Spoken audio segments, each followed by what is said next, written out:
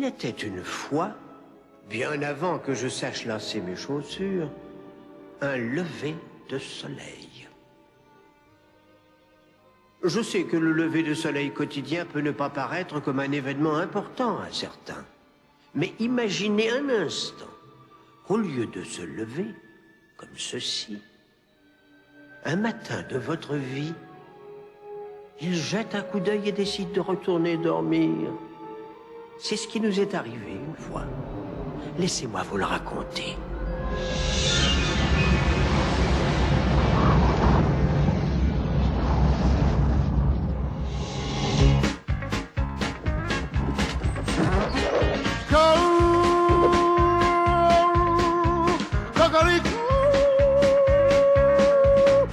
Mon coco, je fais lever le soleil sur les poulettes. Mon coco, faut chanter, on se faire poser la tête. La nuit, je te la chante, je vais chasser les nuages jusqu'à ce que le soleil se pointe. Fais briller, fais briller, fais briller. Mon père disait, toi de vieux coq, pour le soleil tu chanteras. Fais briller, sacré soleil. Nous avions tous nos rôles à la ferme, et celui de Chanteclair était de réveiller le soleil. Et à son cocorico, le soleil se levait. Tenez, c'est moi là qui lasse mes chaussures. Salut Patou, qu'est-ce que tu fais? J'essaie de lasser ces satanées chaussures. Oh, encore? Oh, bonjour mesdames. Oh, il est séduisant. Il chante comme un rêve.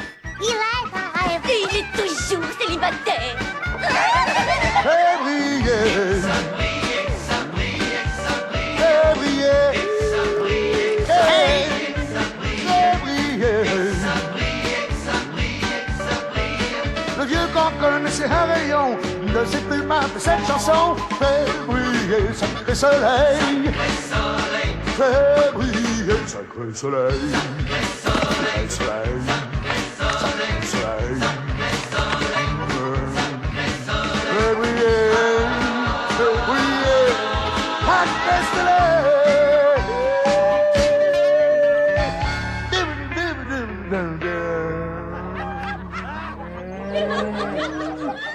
Il n'y avait aucun doute là-dessus. Ce bon vieux Chanteclair savait nous mettre en train pour la journée. Bonsoir, monsieur Chanteclair. Mais tout ça allait changer. Un matin, avant même que Chanteclair se réveille, Hé, Chanteclair! un inconnu s'est glissé dans notre ferme pour l'empêcher de pousser son cocorico. Chanteclair, bien sûr, n'allait pas s'avouer vaincu sans se battre. Mais ce qu'il ne savait pas, c'était que cet inconnu avait été envoyé par le grand-duc des hiboux. Un sale individu. La bonne nouvelle de l'histoire, c'est que Chanteclair gagna le combat. Mais la mauvaise, c'est que l'homme de main du grand-duc avait réussi son mauvais coup. Parce qu'avec toute cette agitation, Chanteclair avait complètement oublié de pousser son cocorico. Et le soleil s'était levé sans lui. Quand Chanteclair vit ça, il eut le cœur brisé. Il dut bien admettre que ce n'était pas son cocorico qui faisait lever le soleil. Regardez, il se lève bien sans lui! Tu es un imposteur! C'est un fumiste. Hé, tout le monde, cocorico! Le plan maléfique du grand-duc avait marché. Il nous avait montés contre notre meilleur ami. Et n'ayant plus de raison de chanter, le pauvre Chanteclair quitta la ferme pour trouver du travail à la ville. Puis vinrent les pluies et nos ennuis avec le grand-duc. Qui c'est, maman? C'est le grand-duc, celui qui a causé tous les ennuis. C'est lui qui a envoyé le vieux coq chercher querelle à Chanteclair dans la ferme. Pourquoi? Parce qu'il ne voulait plus que Chanteclair pousse son cocorico et fasse lever le soleil. Pourquoi? Eh bien, comme tous les hiboux, il aime les ténèbres et la pluie. J'ai pas peur du noir, moi. Oh, c'est toi? Tu m'as fait peur. Dorothée, on a de gros problèmes. T'as pas vu dehors? Si la pluie ne cesse pas bientôt... C'est le passage que je préfère dans l'histoire. Il s'appelle Edmond. Il ne ressemblait pas à ça quand je l'ai rencontré la première fois. Mais enfin, nous n'étions pas les seuls à avoir des ennuis. La famille du pauvre Edmond en avait sa part, elle aussi. La rivière monte trop vite. Il faut mettre d'autres sacs de sable. Oh, tu crois que ça suffira? Il faudra bien. Je vais chercher les garçons. Moi aussi. Toi, tu ne sors pas d'ici. Oh maman, je suis un garçon moi aussi. Il parlait des grands. Mais je suis grand maintenant. Non, mon chéri, pas encore. Les conditions météorologiques des États-Unis sont catastrophiques. Elles ne devraient qu'empirer dans les semaines qui viennent à cause de la pluie. Lors d'une intervention spéciale à la télévision, le gouverneur Dell a déclaré l'état d'urgence Eh national. bien, les garçons, dépêchez-vous. J'ai besoin de votre aide pour entrer le bétail. Et pendant que Scott et Mark aidaient leur père à lutter contre l'inondation, le petit Edmond était laissé à l'intérieur, à l'abri des ennuis. C'est ma maison à moi aussi, je veux aider. Eh bien, prie pour que la pluie s'arrête. Ça aidera. Où est la torche électrique? Oui, je viens. Bon, tu restes ici à l'abri, mon lapin. Je vais aider ton père et je reviens. Trouvez papa. Très bien, allons-y. Et papa, ils ont dit à la radio que la garde nationale allait venir. Moi aussi. Je suis un des grands.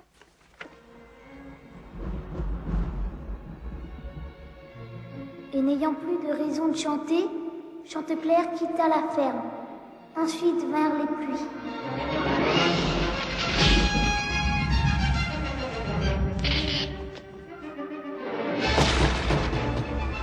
Maman, viens. Maman, va-t-elle? Ah! Fais démarrer le camion, ça va aller. Dory, dépêche-toi. Je connais la solution. On a besoin de Chanteclair.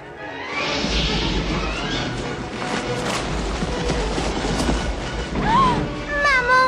Les garçons, la digue est en train de lâcher! Chanteclair! Chanteclair! Edmond avait eu une bonne idée en appelant Chanteclair, mais il ne pouvait pas se douter de la réponse qu'il allait avoir.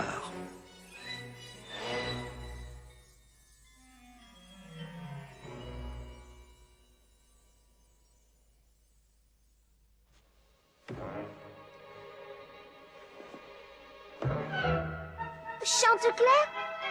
Non. Ce n'est pas Chanteclair. Qui êtes-vous? Tu as mis ton doigt sur la tête du grand-duc. Tu te rappelles? Ces vers coûtent cher, petit morveux. Mais ce n'est pas pour ça que le grand-duc va te manger. Me manger? Oh, mon Dieu, je me laisse emporter et je gâche la surprise. Oh, c'est un défaut chez moi.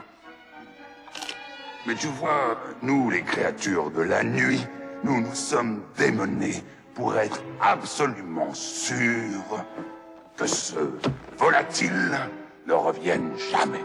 Et toi, sans aucun égard pour les sentiments des autres, tu as le culot de lui demander de revenir pousser son kirikiki.